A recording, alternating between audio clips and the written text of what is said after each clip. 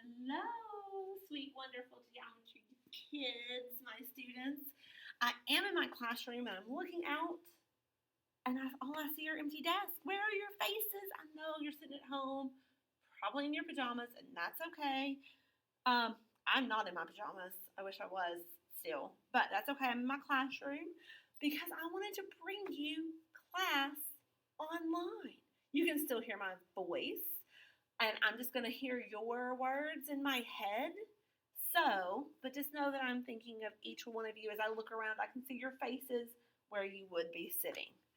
So, welcome to class. We are going to begin today doing lesson 61.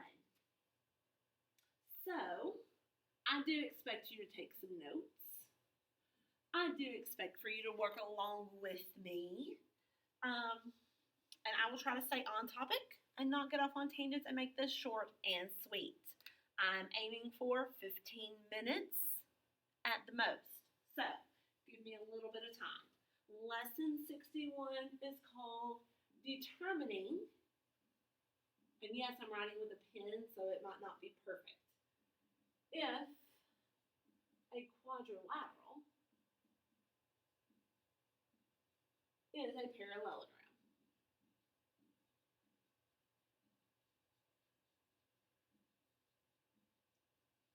Okay, so what is a parallelogram? What makes a parallelogram a parallelogram? So I'm hearing all the things that you're saying. It's a polygon. Yes, it is. Does it have four sides? Does it have to be a quadrilateral? Yes, it does. What else? Yeah, it has to have parallel sides. So opposite sides must be parallel. Opposite sides must also be, yeah, must be congruent. Yeah. What about the angles? Yeah, the opposite angles must be congruent also. Yeah, there's something else about the ones next to each other. The consecutive angles. They're what? No, not complementary. They are supplementary. Okay? There's also one more that we often forget. That's one that we've listed. This is kind of our recall. We are remembering what is a parallelogram.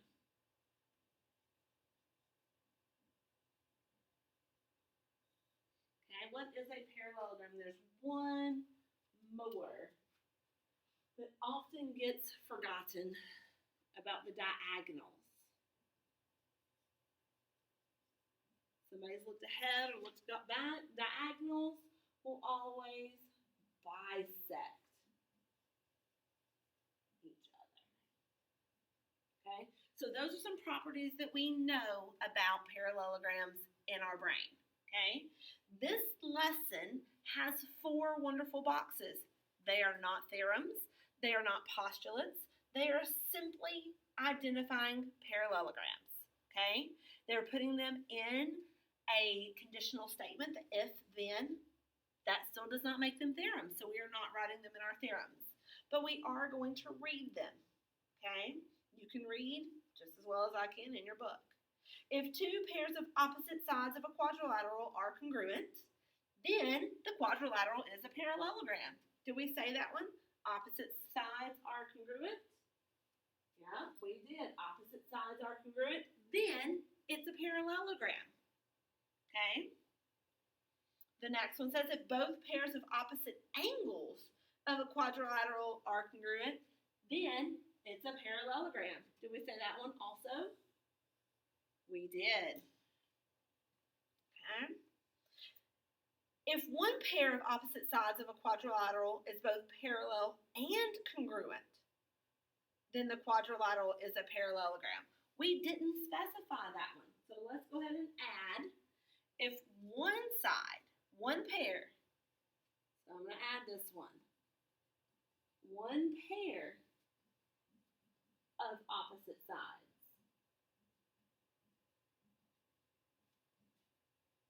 are both congruent and parallel. Meaning I don't have to know both. I only need one pair of opposite sides that are congruent and parallel, then it's a parallelogram.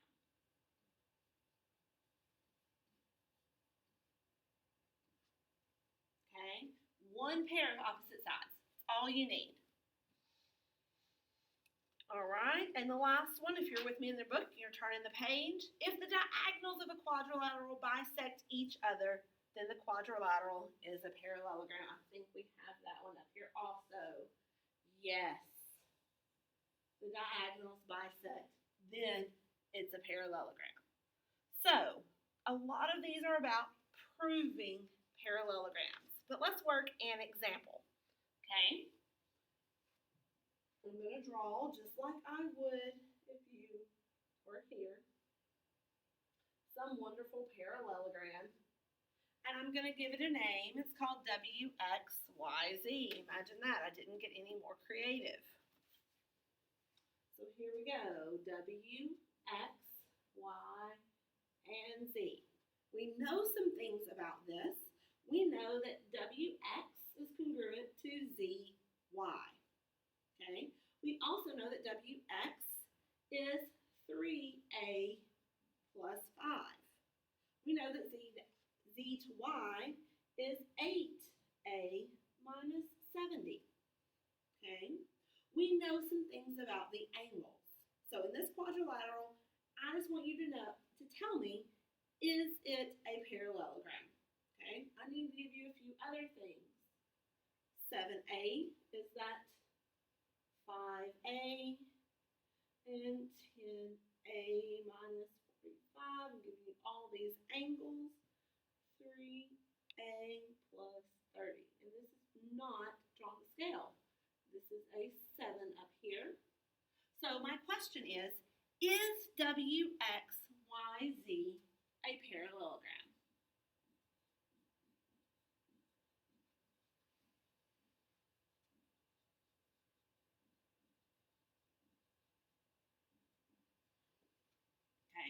What would you do to find that out? Wait, do you know two sides that are equal? Of course you do. So could we find the value of A? Yes, you can. How do we do that? We would set, let's go ahead and set 3A plus 5 equal to 8A minus 70. Now I'm going to do a little quick work. Subtract the 3A, add 70.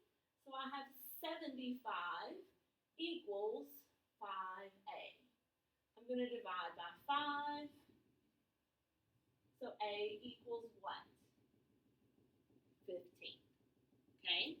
A equals 15. We know that because WX is congruent to ZY. So we know those side lengths must be the same. Well, what can we do now to determine if it's a parallelogram? Well, if you know the value of A, can I simply plug in A into all my angles? What is angle W? 3A plus 30. 3 times 15, I believe, is still 45. 45 plus 30 is 75. So angle W equals 75 degrees. Okay. What about angle Y? Do I need to find out what angle Y is? I probably do. Angle Y equals 5A. Wait, what was A again? 15.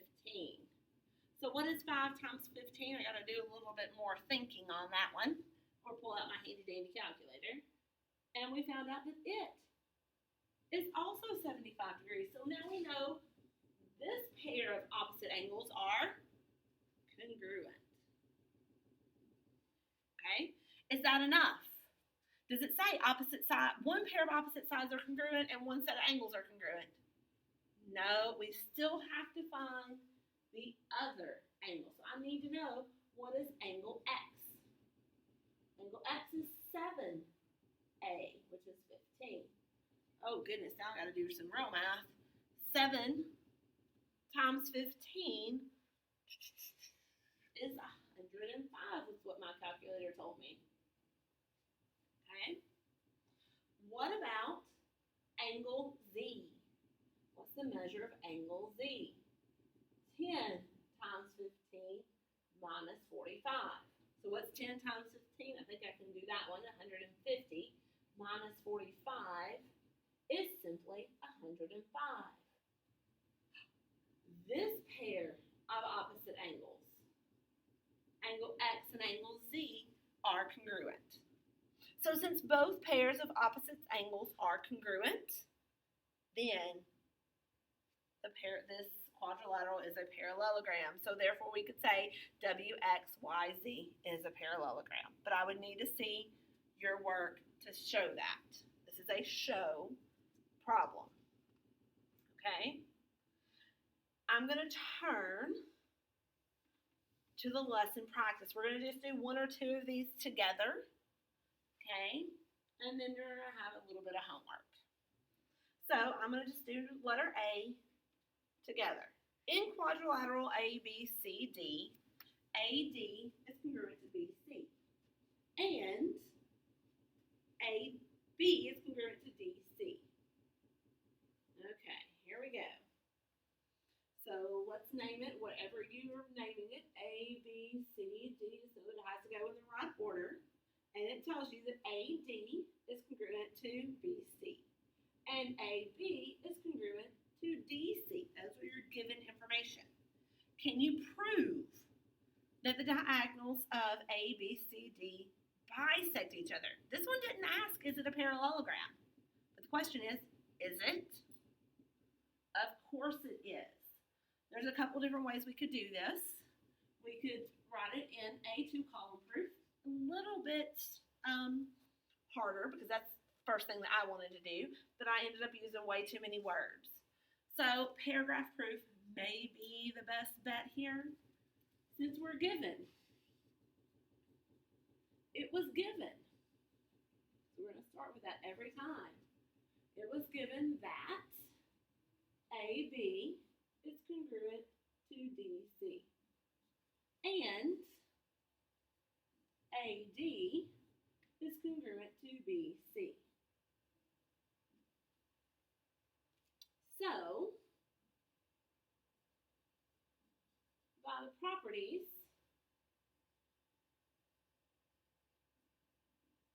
of a parallelogram,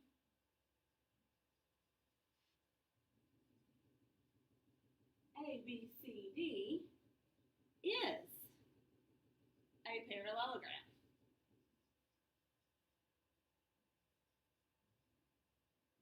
So if you know that ABCD is a parallelogram, what do you have to know about the diagonals?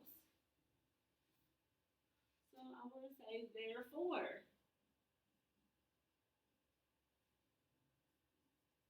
the diagonals of ABCD bisect each other. I might even stop there. I might not even say, because it's a parallelogram.